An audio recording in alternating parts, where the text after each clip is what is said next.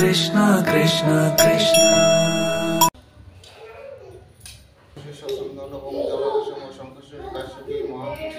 ধন্বন্তরী সর্বপাপ বিঘ্নশনী পদুত্তরী ওম সূর্যায় নমঃ।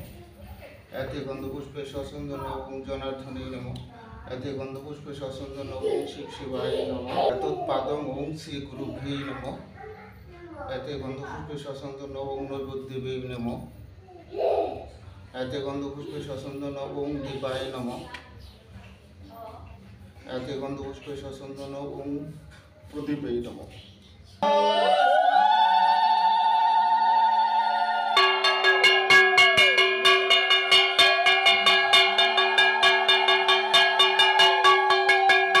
যেখানে সাধুগুরু বৈষ্ণবের আগমন, সেটাই হচ্ছে নিত্য বৃন্দাবন।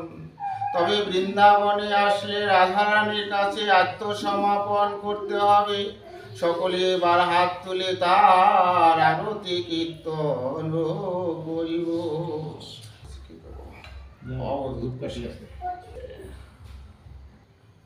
আরতি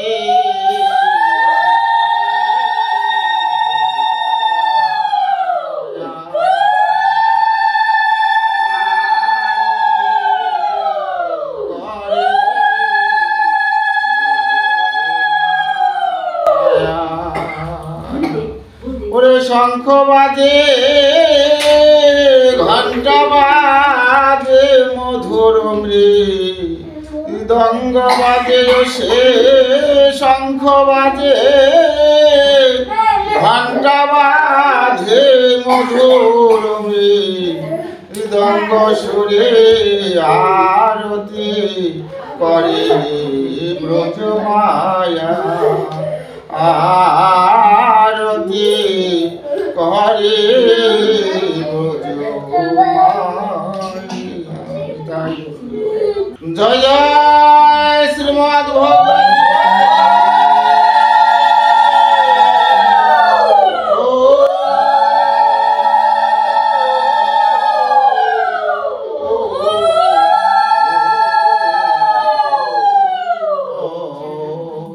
বৃন্দাবনবাসী প্রণাম তুলসী, আমার ভাইকে ভাইকে না হয় সেরাধিকার পূর্ণ শশী। কার্তিকা পূর্ণিমার পরে জন্ম নিলা তুমি মাধবীর ঘরে। হাজার হাজার বৎসর সাধনা করেছ বলে তোমার নাম রেখেছে তুলসী।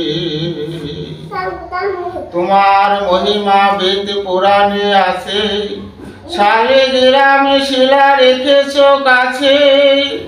আমরা আরতি করি জগৎবাসী, প্রণাম তুলসী। গঙ্গা জল তুলসী দিয়ে ভোগ নিবেদন করে জগৎবাসী। দরবেশ রঞ্জিত বলে হে তুলসী, হই জানে তোমার চরণের দাসী। এসো শশীর নন্দন শ্রীগৌর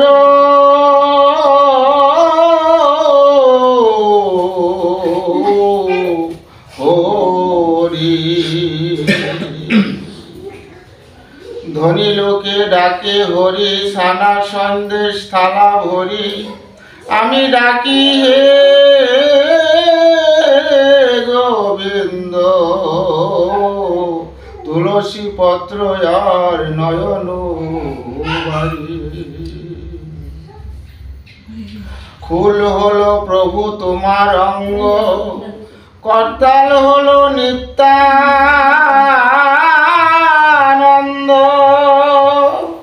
সঙ্গে নিয়ে তোমার ভক্তবৃন্দ, নেচে নেচে এসো এই ভক্তের আসরে। হে যদি আমি তোমার সাধন ভজন ভক্তি বলতে কিছু জানি না, তুমি এবার আমার এই ভাঙা ঘরে কৃপা করে এসো আসলে অখণ্ড মণ্ডলা তার বেতন যেন চরাচর তৎপদ দর্শিত যেন তস্মৈ শ্রী গুরুবে যেন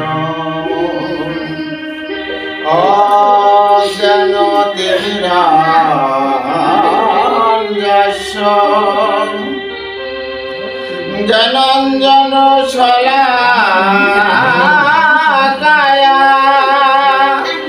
চক্ষুরশ্মিতং যেন তস্মৈ শ্রী গুরুবে নমঃ।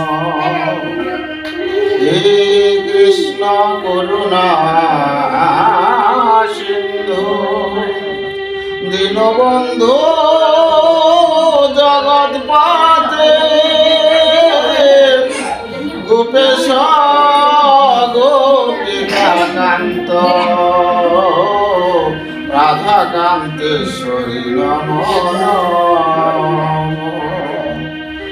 প্রথমে প্রণাম জানাই আমার পিতা মাতার চরণে, যার কৃপা বলে আমি আসিলাম ধরা ধামে। তারপরেতে প্রণাম জানাই আমার দীক্ষা গুরুর চরণে। দীক্ষা গুরু আমার ভবে যে জন হলো, গোপাল গোস্বামী তার নাম রয়ে গেল। তারপরেতে প্রণাম জানাই আমার কবি গুরুর চরণে। কবি গুরু আমার ভবে যে জন হলো, বিজয় সরকার তার নাম রয়ে গেল। বলতেছি কোন বিজয় বলছি ব্যাখ্যা করি, বর্তমানে জলপাইগুড়ি ময়নাগুড়ি রুটি বার্নিশ তাহার বাড়ি। তারপরেতে প্রণাম জানাই আমার শিক্ষা গুরুর চরণে। শিক্ষা গুরু আমার ভবে যে জন হলো, ব্রহ্মচারী রসিক চান দরবেশ নাম রয়ে গেল।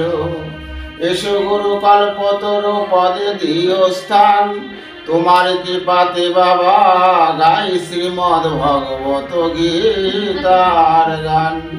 বাঞ্ছা কল্পতর কৃপা সিন্ধু বচ, পতিতানাং পাবনেভ্যো বৈষ্ণবেভ্যো নমঃ।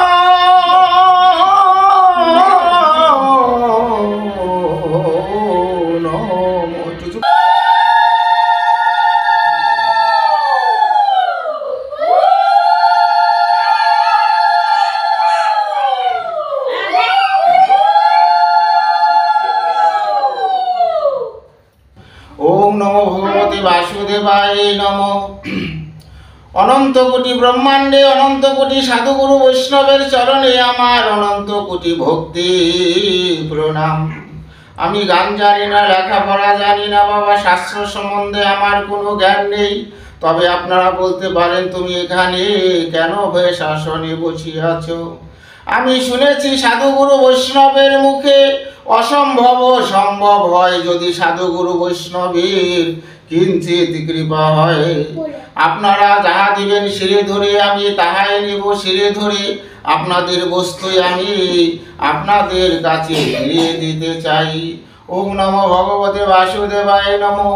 এই শ্রীমদ্ ভগবত গীতা হচ্ছে দুই ভাগে বিভক্ত। এক হচ্ছে হরিনাম সংকীর্তন, হরে কৃষ্ণ কৃষ্ণ কৃষ্ণ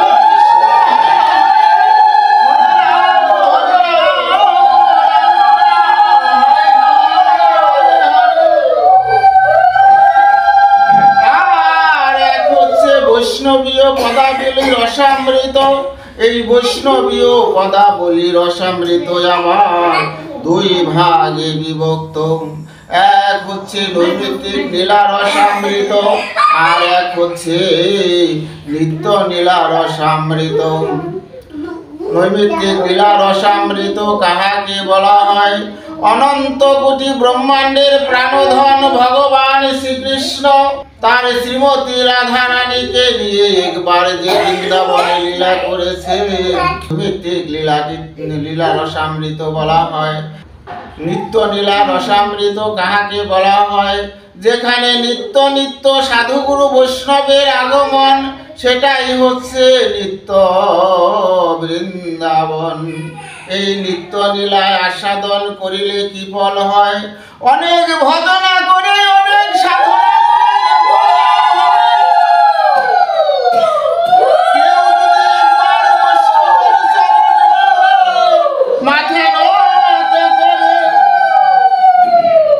সে দাঁড়িয়ে থাকবা, চলতে থাকবা, যে অবস্থায় থাকে তার সমস্ত ফল হয়ে যায় গো। তাই দাপরের শেষ লীলায় কৃষ্ণ রাধা রানীকে বললে, হে রাধে, আমি আর ধরাধামে যাব না। তদুত্তরে রাধা রানী বললে, হে গোবিন্দ, তুমি তো ভক্তাধীন ভগবান। রানী বললেন, হে গোবিন্দ, কোনো ভক্তে যদি দুফোঁটা নয়ন গঙ্গা জলে একটা পুষ্প দিয়ে একবার হা কৃষ্ণ গোবিন্দ বলে তোমাকে ডাকে, তুমি তো তার গৃহে আবির্ভূত হবে। তদুত্তরে কৃষ্ণ বলল, হে রাধে, আমি তিনটি কারণেই ধরাধামে যাব। একটা কারণ হচ্ছে ঐচ্ছিক রাধা প্রেমরীর সুধার্থে, আর একটা কারণ হচ্ছে ঐচ্ছিক রাধা রমন, আর একটা কারণ হচ্ছে আমি কাঙাল বেশ ধারণ করে এই কলিহত জীবকে উদ্ধারের লাগি শ্রীধাম।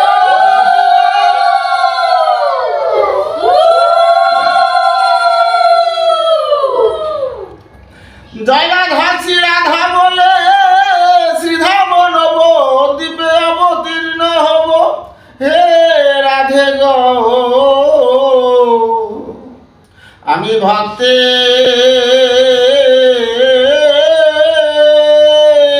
দ্বারে ধোলাই গড়ে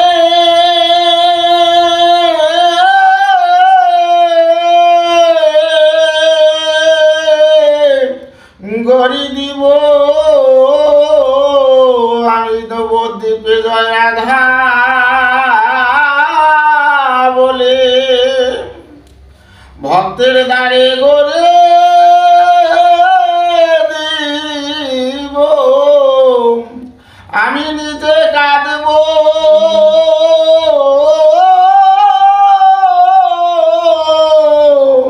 এই জগৎকে কাঁদাবো। আমি ভক্তের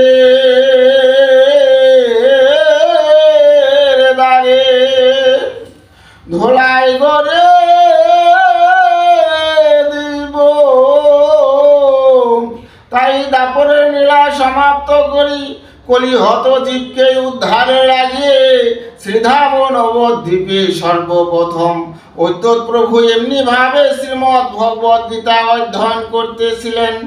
শ্রীমদ্ ভগবত যখন অধ্যয়ন করতেছেন, এই বাড়িতে যেমন আজ আপনারা নিমন্ত্রণ পেয়ে এসেছেন, এমনি ভাবে শ্রীবাস ধীরে ধীরে সেখানে এই শ্রীমদ্ ভগবত কথা কীর্তন শোনার জন্য যাচ্ছেন। শ্রীবাস যখন ধীরে ধীরে যাচ্ছেন, শ্রীবাসকে দুষ্ট প্রকৃতির লোকেরা বলতেছে, হে শ্রীবাস, তোমার প্রভু যদি উচ্চস্বরে হরিনাম করে, শ্রীমদ্ ভগবত গীতা অধ্যয়ন করে, তার সমস্ত কিছু আমরা গঙ্গায় ভাসাইয়ে দিব। শ্রীবাস কোনো উত্তর না করে ধীরে ধীরে অদ্বৈত প্রভুকে বলছে, প্রভু প্রণাম হই তব চরণে। তুমি এমনি ভাবে যদি প্রতিদিন শ্রীমদ্ ভগবত গীতা অধ্যয়ন করো আর হরে কৃষ্ণ কৃষ্ণ কৃষ্ণ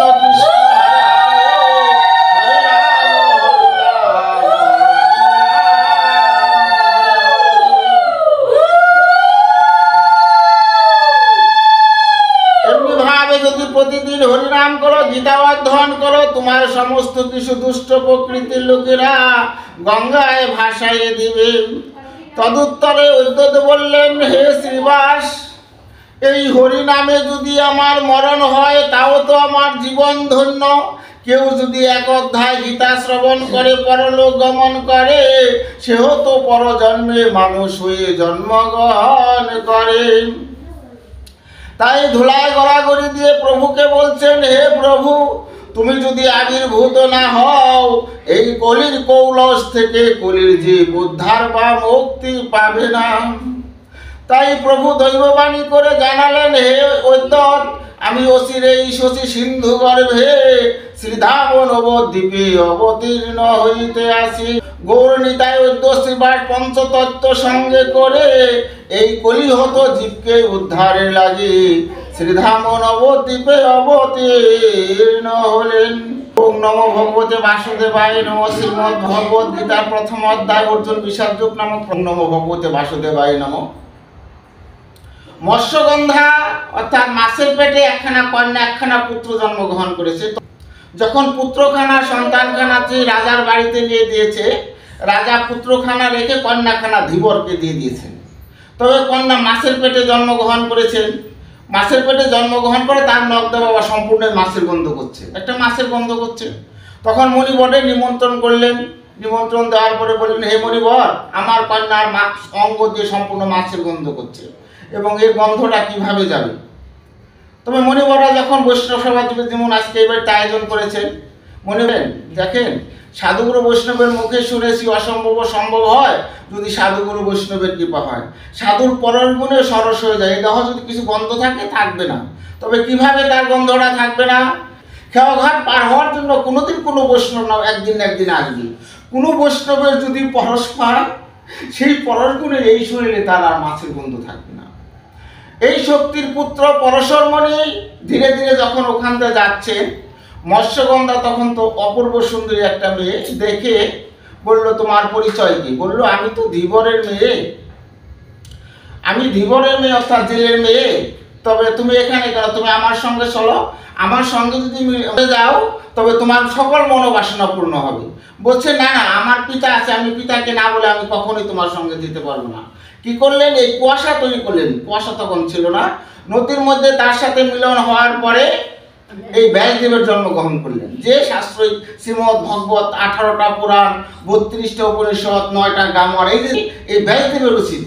এই ব্যাসদেব ওই ঘরে জন্মগ্রহণ করলেন। ব্যাসদেব জন্মগ্রহণ করার পরে উনি ধীরে ধীরে কি করলেন? বনের দিকে রওনা করলেন। বনের দিকে রওনা করে মাকে বললেন, মা, কোনোদিন কোনো বিপদে যদি তুমি পড়ো, আমাকে স্মরণ করো, আমি তোমাকে সর্ব বিপদ থেকে মুক্ত করব।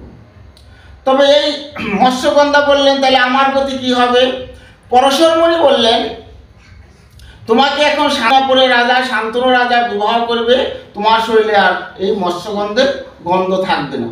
তো এই শান্তনু রাজা যখন বিবাহ করলেন, বিবাহ করার পরে তার ঘরেও দুখানা সন্তান জন্মগ্রহণ করলেন, চিত্রবীর্য এবং বিচিত্রবীর্য।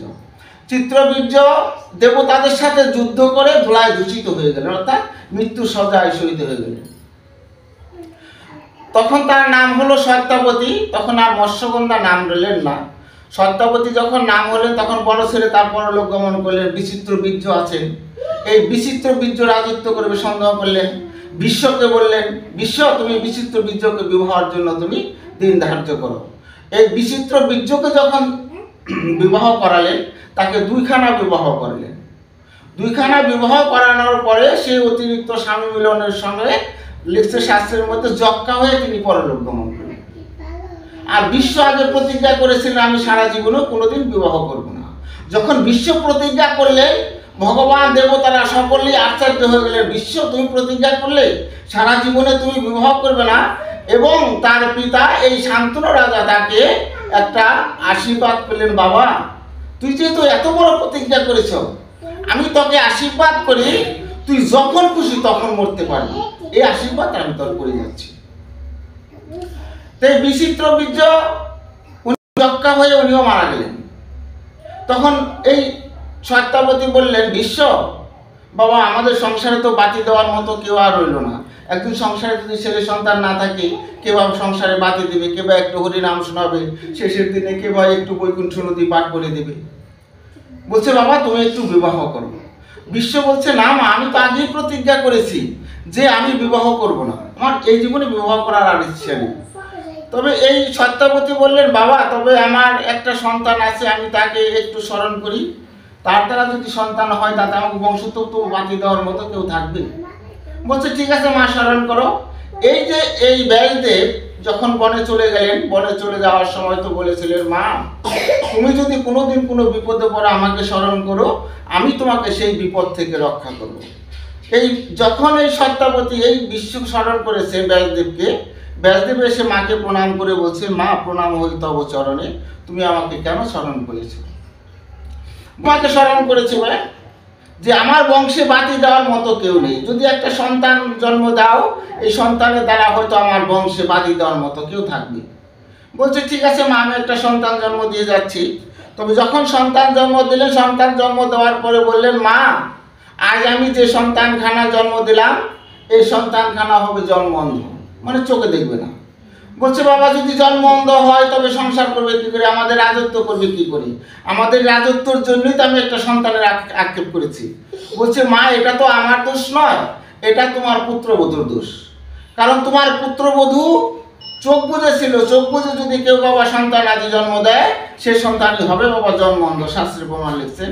দেখেন এই শাস্ত্র ভাগবত পাঠ, কৃষ্ণ কথা, বৈষ্ণব কথা লোকদের জন্য, বৃদ্ধদের জন্য নয়। কারণ এই কথা যদি যুবকরা শুনে যদি একটা ভালো কৃষ্ণ ভক্ত সন্তান জন্ম দিতে পারে, তবে কোনো বংশে যদি একটা কৃষ্ণ ভক্ত সন্তান জন্মগ্রহণ করে তার এক পুরুষ না বাবা 14 পুরুষ তার উদ্ধার হয়। জন্ম দিলাম মা এই সন্তান হবে জন্ম অন্ধ, এই সন্তান দ্বারা তোমার রাজত্ব চলবে না। বলছে ঠিক আছে মা, তাহলে আর একটা বাবা আর একটা সন্তান জন্ম দাও। পরে এসে যে সন্তানখানা জন্ম দিলেন, জন্ম দেওয়ার পরে বললেন মা এই সন্তানখানা হবে ধবল বর্ণ, সম্পূর্ণ হবে সাদা, তবে এর নাম হবে পাণ্ডু। প্রথম যে সন্তান জন্মগ্রহণ করলেন তার নাম হচ্ছে কুরু, আর পরে যে সন্তান জন্মগ্রহণ করলেন তার নাম হচ্ছে পাণ্ডু। এই কুরু হচ্ছে জন্ম অন্ধ, পাণ্ডু তো বাবা অন্ধ নয়। পাণ্ডু অন্ধ না থাকার কারণে পাণ্ডু বাবা রাজত্ব করছেন। পাণ্ডু যখন রাজত্ব করছে, পাণ্ডু পরলোক গমন করে, বড় ভাইয়ের ঘরে 100 পুত্র ধৃতরাষ্ট্ররা, আর এখানে হলে পঞ্চপাণ্ডব অর্জুন ভীম নকুল সহদেব পঞ্চপাণ্ডব।